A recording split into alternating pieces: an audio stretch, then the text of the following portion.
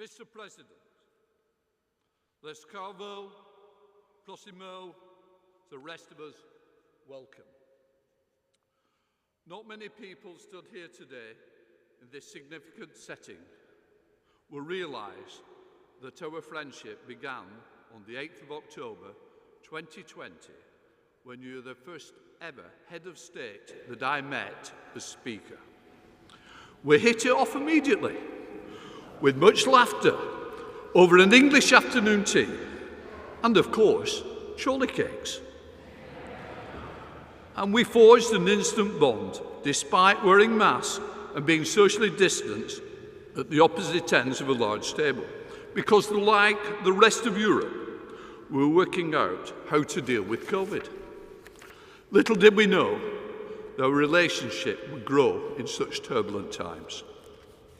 On the 24th of February 2022, the second invasion of Ukraine began. On the 8th of March 2022, there was another first for us both. I suspended the House of Commons so that you could address in Ukrainian through the screens in our chamber, which we still refer to them as Zelensky screens. The atmosphere was electrifying. You could hear a pin drop before you came online, a very, very rare thing in the House of Commons. You spelled out the horrors of the first 13 days of war. Your speech was devastating and powerful. Today, on the 8th of February 2023, now deep into the war, we are honoured that you have put yourself at risk to address us and again shine a light on the fact your country is still fighting for its survival. This hall has been the place of many great historical events. Your presence here today adds another to them. The war, as you know better than any of us, has lasted for nearly a year. As you told us last year, this is a war Ukraine did not start and did not want. But it is a war you've had to fight, and our commitment to support you and your people has not wavered. I was considering what could be said at this important occasion.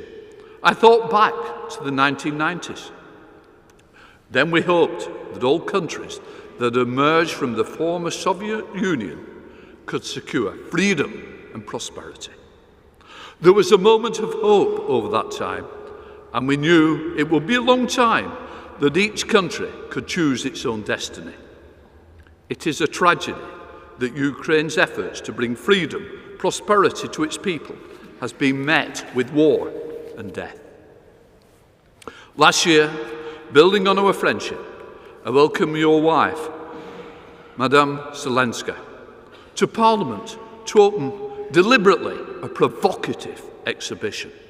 I wanted to ensure the experience of your people is kept at the forefront of our minds.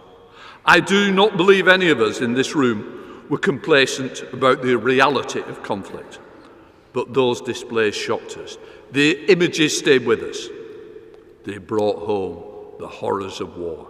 Horrors inflicted on your people, fighters, civilians alike. Horrors which cannot be avoided or denied. I applaud Ukraine's refusal to forget what is you and your people are fighting for. In the words of the Ukrainian Eurovision winners, Kailusha Orchestra, they said, "I always find my way home, even if all roads are destroyed." Fighting for a country is not simply fighting for territory.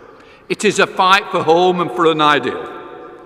The endurance of the people of Ukraine, honours those ideals. Their refusal to allow war to destroy their humanity honours their ideals. Quite rightly, last year you said, Ukrainians have become big over the 13 days of this war. You have become even bigger in your determination, not just to fight for your country, but to stand by the ideals you are fighting for. We will not give up on those ideals.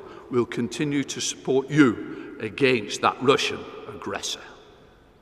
And I pledge here today in front of all of you, do all I can to keep the plight of Ukraine in the spotlight. Later this year, the UK and Ukraine will be united in music, but we will always be united in our unwavering belief in the power of democracy. Slava Ukraina. Mr. President, please.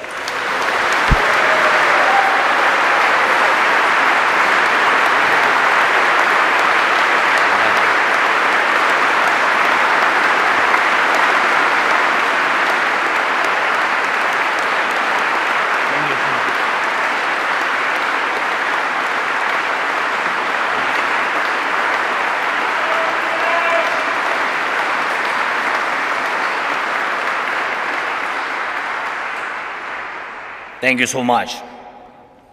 Thank you. The people of the United Kingdom and their honorable representatives, all the people of England and Scotland, of Wales and Northern Ireland, of all the lands which have been home to brave souls since Europe came into existence.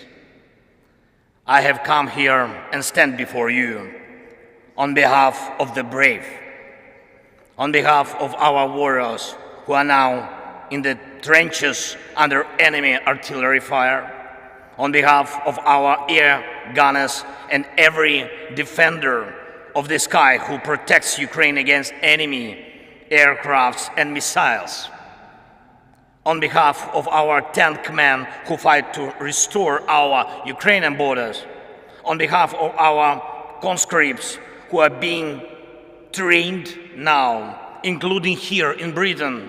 Thank you, Britain.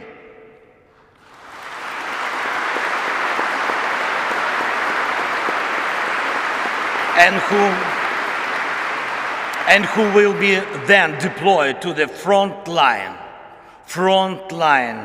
skilled, equipped, and eager to win. On behalf of every father and every mother who are waiting for their brave sons and brave daughters back home from the war. Mr. Speaker, you may, I think, well remember as roughly more than 2 years ago, we met with you here in Parliament. Great honor was for me. And I remember we enjoyed tea. We talked, of course. We talked a lot about our people and about our countries, about the British and Ukrainian political traditions. Mr. Prime Minister Rishi, when we had our meeting earlier today, and I said to you that I will tell a story in my address to the Parliament, and a story about my feelings on my first visit to London as President in autumn 2020. The program was packed.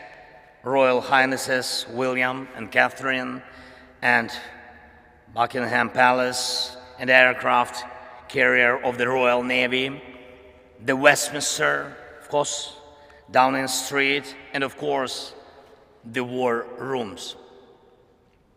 And there is an armchair in the war room, the famous Churchill's armchair, and a guide smiled and offered me to sit down on this armchair from which war orders had been given. And he asked me, how did I feel? And I said that I certainly felt something. But it is only now that I know what the feeling was. And all Ukrainians know it perfectly well too. It is the feeling of how bravery takes you through the most unimaginable hardships to finally reward you with victory.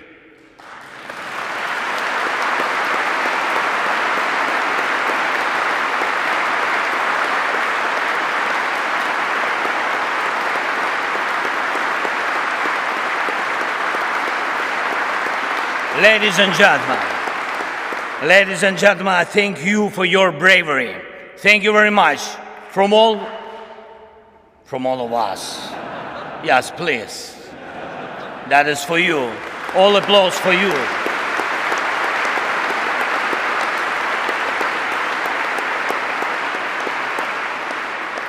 London has stood with Kiev since day one. From the first seconds and minutes of the full-scale war, Great Britain, you extended your helping hand when the world had not yet come to understand how to react. Boris, you got others united when it seemed absolutely impossible. Thank you.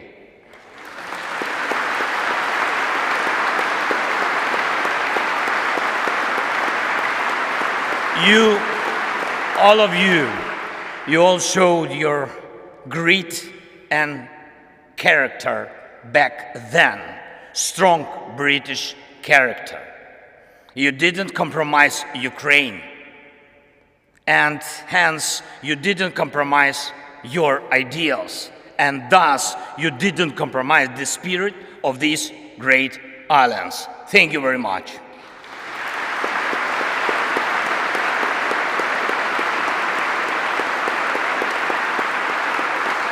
And of course, everybody understands that our countries knew absolutely different times. Our nations defended freedom in the Second World War.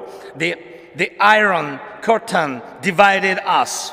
Our people went through crisis and growth, through inflation and periods of social losses and social gains. It was tough, but we always found strength and stamina to move ahead and achieve results. This is the bedrock of our land and your traditions. Ukrainians and Brits defeated the fear of war and had the time to enjoy peace. No matter what we encountered on different stages of our and your formidable history, and you and us and the whole mankind achieved similar result. Evil lost.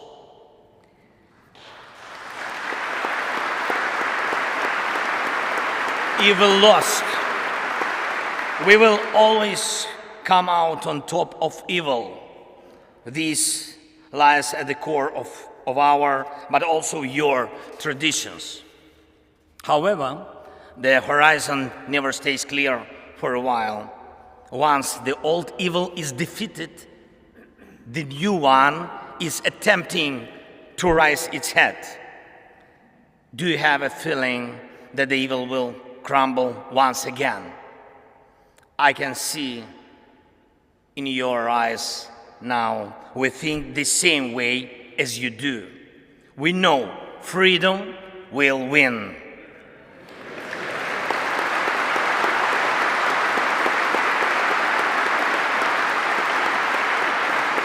We know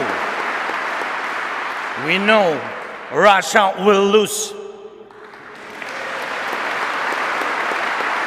And we really know the victory will change the world.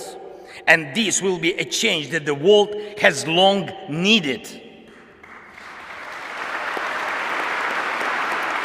The United Kingdom is marching with us towards the most important victory of our lifetime. It will be a victory over the very idea of the war. After we win together, any aggressor, it doesn't matter, big or small, will know what awaits him if he attacks international order. Any aggressor who will try to push the boundaries by force, who will inflict destruction and death on other peoples, who will try to endure his dictatorship at at the expense of other people's blood in criminal and unprovoked wars, as the Kremlin does, any aggressor is going to lose.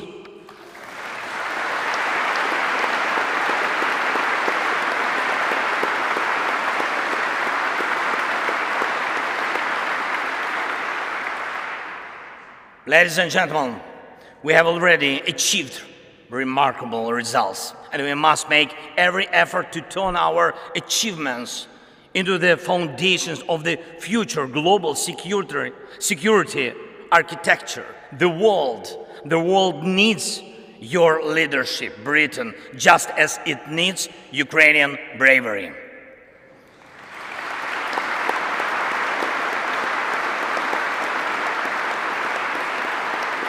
When the full-scale invasion began, we, together with you, Britain, and United States and other allies, formed a true coalition of friends. That is very important. You were among those very few who had helped before the large-scale invasion began, exactly as it will be necessary every time in the future to prevent aggression from happening. Your help was preventive. We must take these principles of preventive aid to those who are threatened with aggression, and preventive sanctions against those who threaten aggression as basic principles of the world anti-war policy. We created a coalition of NLAW. Thank you. Of NLAW and Javelin that stopped the advance of the Russian army from the first day of the invasion.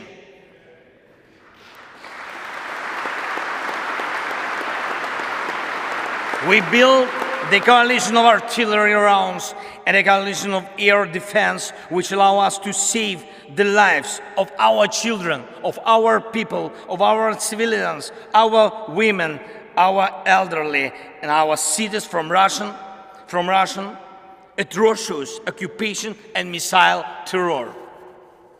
We put together a powerful sanction coalition, and your leadership is protecting international legal order through sanctions against a terrorist state cannot be questioned. And we have to steadily continue along this way until Russia is deprived of any possibility to finance the war. Most importantly, together with the G7, we brought about a coalition of values, a coalition that protects the rule-based world order and human rights, a coalition that will work in such a way that over time there will simply be no gray areas in the world in which human life doesn't matter. In order for it to be so, there must be justice. Anyone who invests in terror must be held accountable.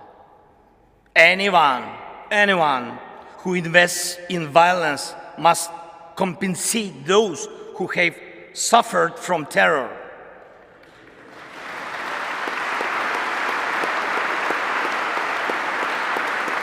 Terror, aggression, or other forms of state violence. Our proposals for the creation of a special tribunal for the crime of Russian aggression against Ukraine and special compensation mechanism which will compensate war losses at the expense of Russian assets are based on such principles. Justice is one of 10 elements of the peace formula proposed by Ukraine and supported by Britain. I thank you for your readiness to invoke the formula. Thank you, Prime Minister. Thank you very much.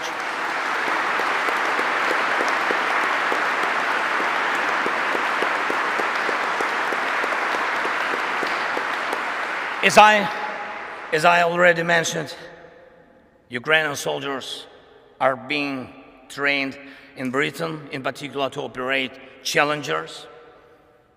Your main battle tanks, and it's a tank coalition in action. And I thank you, Rishie. Thank you very much for this powerful defensive step for tank assistance. Thank you. The coalition of long-range missiles is the latest of all. It will allow us to make the evil completely retreat from our country by destroying its headways deep in the occupied territories. And it's not just, I'm not speaking just about weapons. We proved together that the world truly helps those who are brave in defending freedom, and thus paves the way for a new history. A history of the world that knows how to be quick in help, who knows how to be effective in defense, who knows how to remain principled in dark hours, who implements its treaties and arrangements in good faith, who does not allow perpetrators to enjoy immunity, who knows how to overcome veto when it's abused, who knows no fear, and who knows how to win. This shall be the new reality of the free world, I'm sure.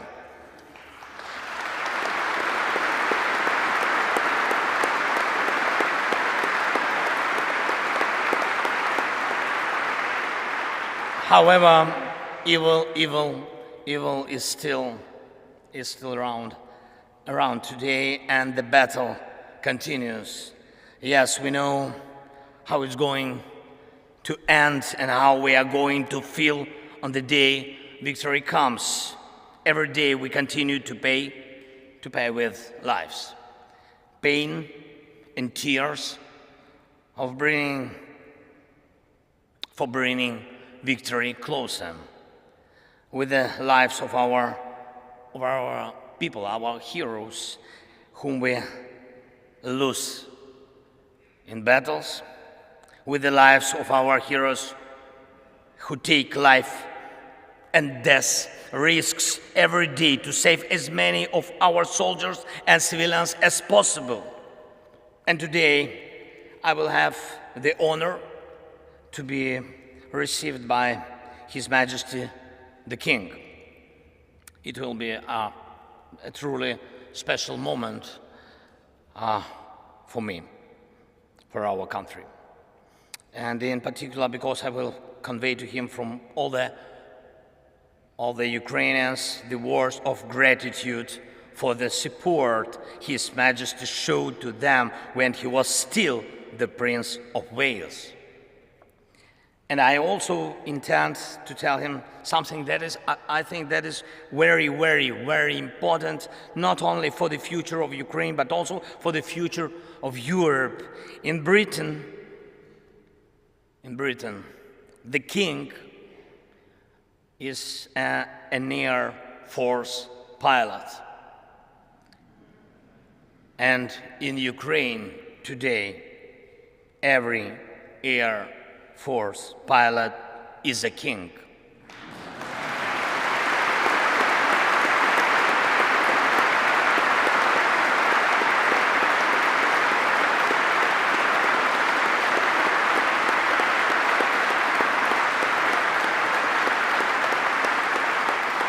For us, just for us, for our families.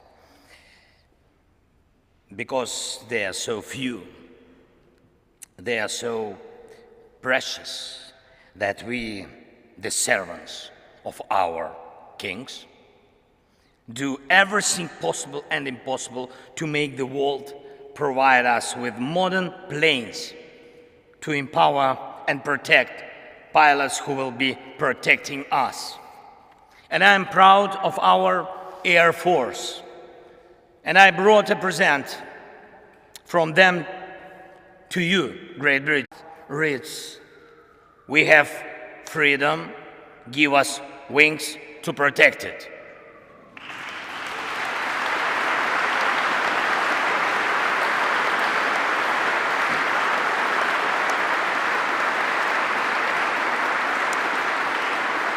I trust this symbol will help us for our next coalition of the planes, and I appeal to you and the world with simple and yet most important words. Combat aircrafts for Ukraine, wings for freedom.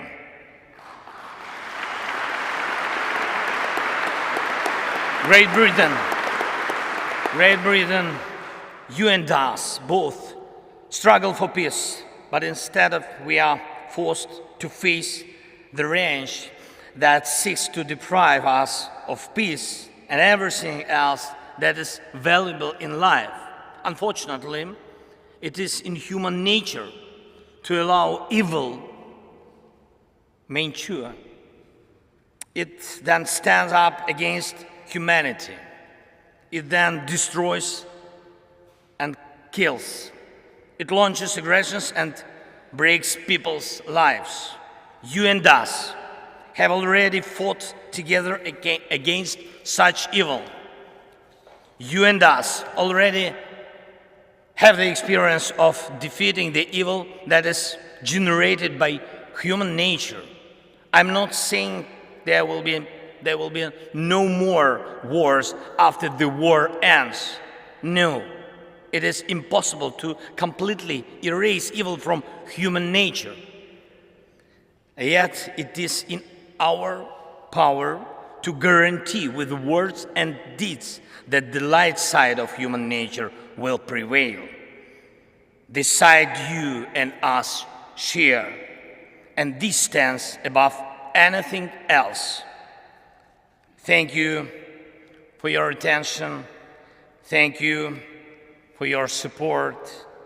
And leaving a British Parliament 2 years ago, I thanked you for delicious English tea. And I will be leaving the Parliament today, thanking all of you in advance for powerful English planes.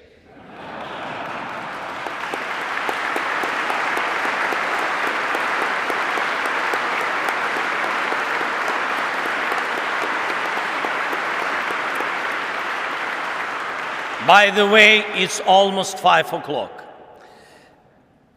God bless Great Britain and long live the King. Slava Ukraini!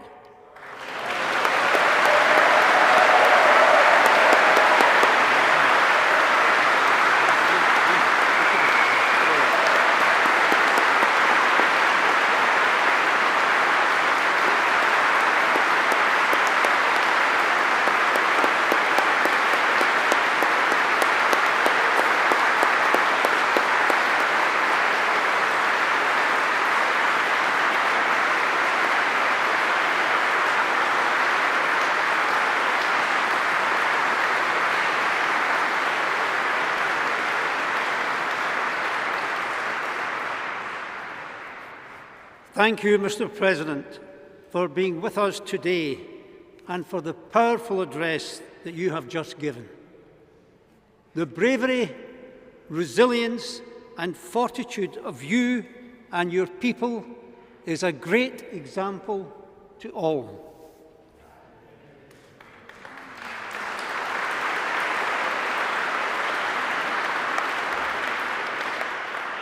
Mr. President, this great hall in which we stand, with its walls first built more than 900 years ago, has seen many speeches from great and iconic leaders. Today's event will weave a new panel in that rich tapestry of history. Thank you.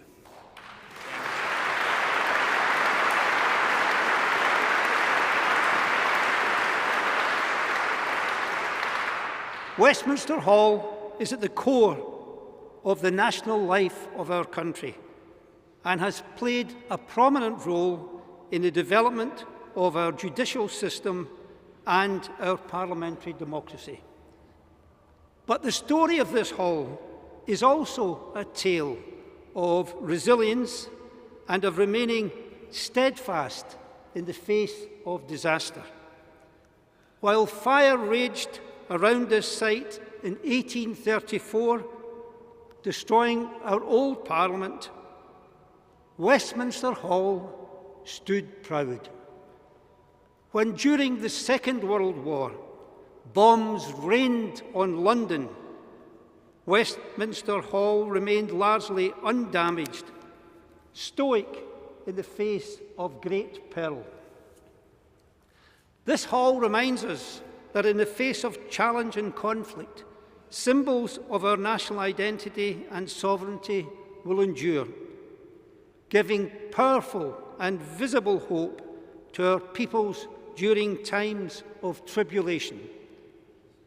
In the same way, the endurance of your government and its institutions in the midst of a colossal threat to Ukraine continues to inspire your populations and millions more beyond your borders.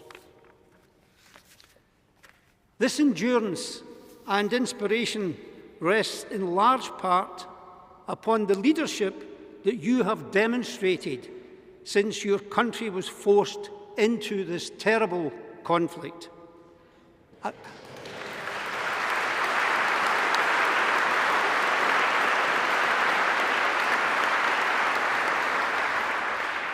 Mr. President, a conflict which you did not choose.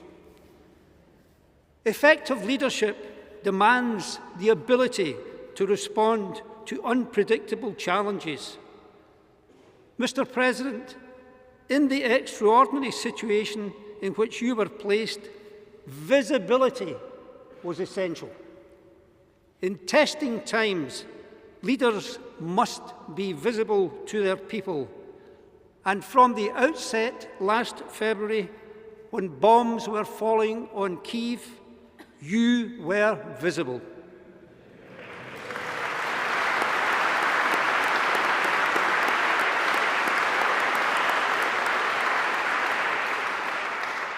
Broadcasting from the streets of your capital, you reassured Ukrainians and indeed the world of the determination of your government in the face of violent aggression.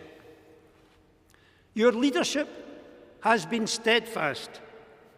In the early days of this conflict, some suggested that the Ukrainian state could not withstand the Russian threat and that the war would quickly end. In one of your broadcasts during the early bombardment, you famously said, "We are all here." You did not leave. You showed the world that your government was still at work in Kyiv and was fully committed to the defense of Ukraine. Your people have followed this example with an inspirational display of bravery. Vision has also characterized your leadership. You have not only expressed your belief in the continuing ability of Ukrainians to withstand aggression, but have embodied that belief, offering hope of a reconstructed Ukraine playing its full part in the future of Europe. That vision will continue to sustain you and your people in the difficult times ahead. Finally, a great leader never gives up. Selflessness and bringing people together are the essence of leadership. Mr. Speaker, Mr. President, you exemplify these qualities in abundance.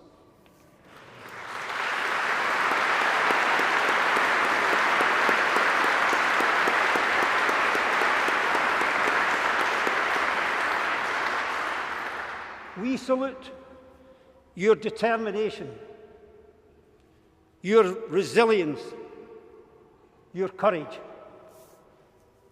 So let me thank you once again, Mr. President, for your visit today. We wish you and the Ukrainian people success, strength, and fortitude. You are not alone in this struggle. This Parliament, and indeed the country, stands with you in solidarity as you continue this noble fight. Thank you for your visit, Mr. President.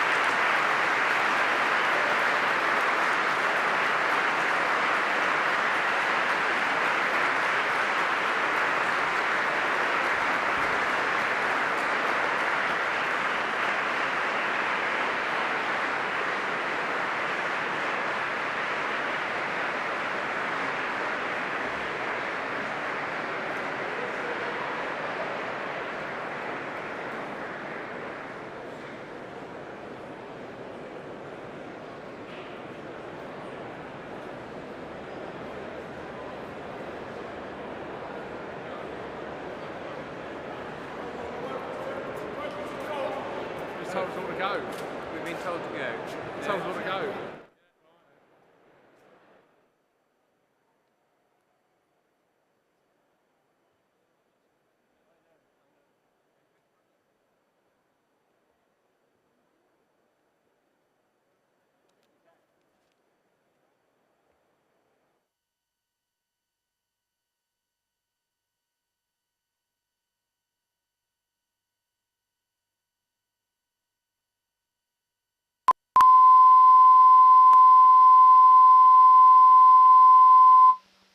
The Wilson Room.